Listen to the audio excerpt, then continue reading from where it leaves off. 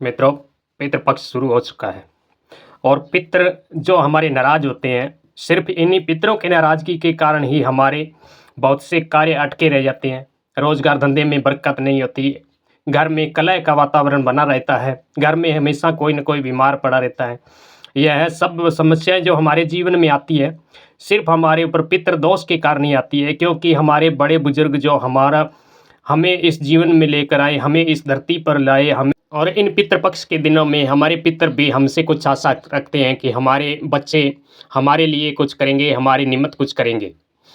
मित्रों, भगवान जो है पितृपक्ष के समय सब पितरों को कहते हैं, आज्ञा देते हैं कि आप अपने अपने घरों में, अपने स्थानों में जाएँ और देखें, अपने परिवारजनों को देखें, अपने परिवारजनों से मिलें।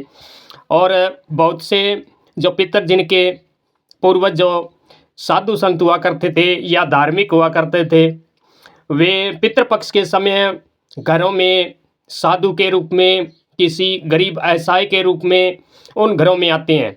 और पितृपक्ष के दिनों में अगर आप किसी साधु, घर आए साधु का या गरीब असहाय का अपमान कर दिया या उसे संतुष्ट नहीं किया, तो आपके पितर आपसे नाराज होकर आपको अनेक प्रकार के दुख भी देते हैं और आपको श्राप भी देकर चले जाते हैं।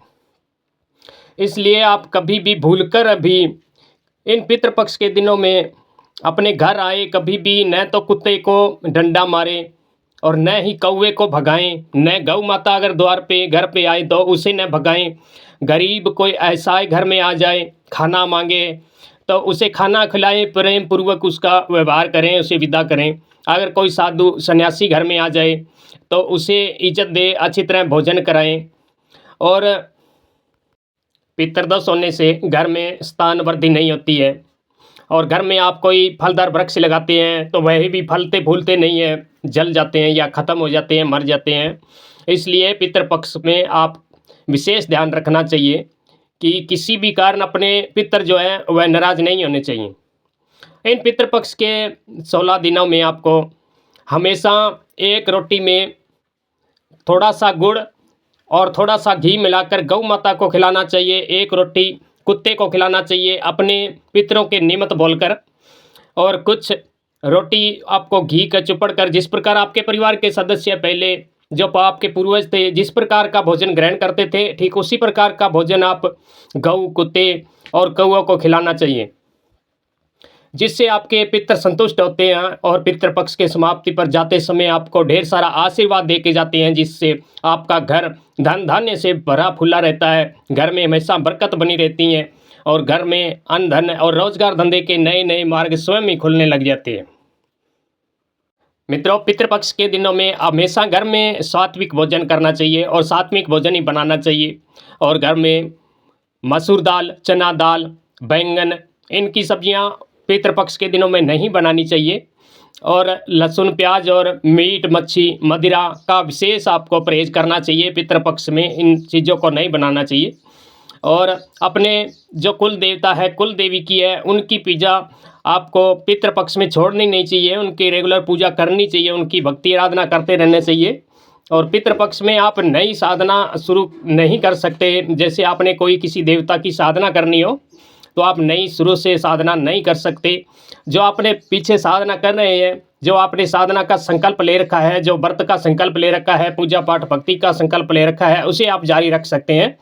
और पितृपक्ष के दिनों में आप कोई भी मांगलिक कार्य नहीं कर सकते हैं, जैसे विवाह है, मकान नया बनाना हो, नई ज़मीन जगह लेनी हो, ऐसी चीज़ आप नहीं कर सकते हैं।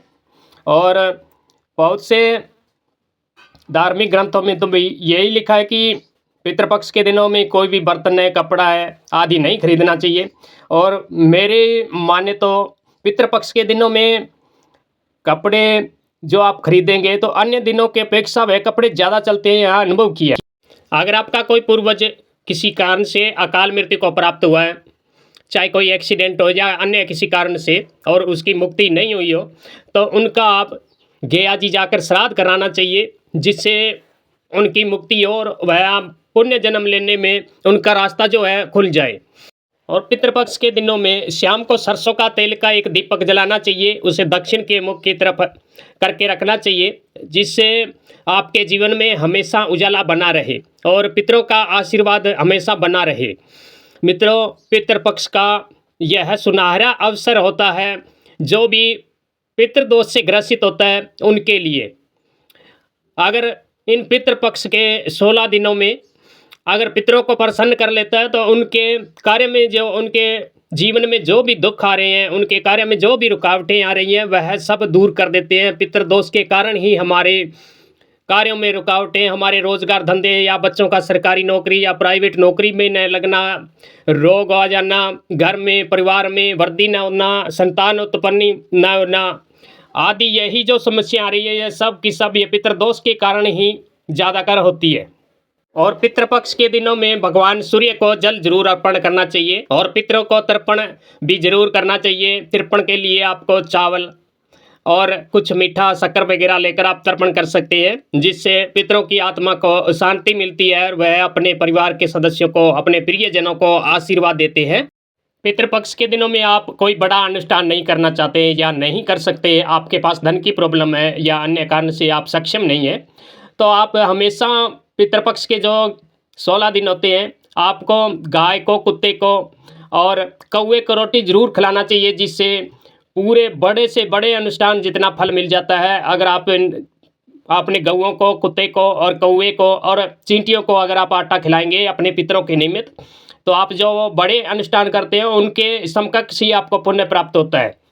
मित्रों, अगर आप पितरों के निमित्त छोटे छोटे 2-3 काम ही कर देंगे तो आपके पितर बहुत ही आपसे प्रसन्न हो जाएंगे और जाते समय आपको विशेष आशीर्वाद देकर जाएंगे, जिससे आपका पूरा साल खुशियों से भरा रहेगा, आपका हर कार्य सफल होगा। अन्य प्रकार की जानकारी लिए कमेंट कर सकते हैं। जय गुरुदेव।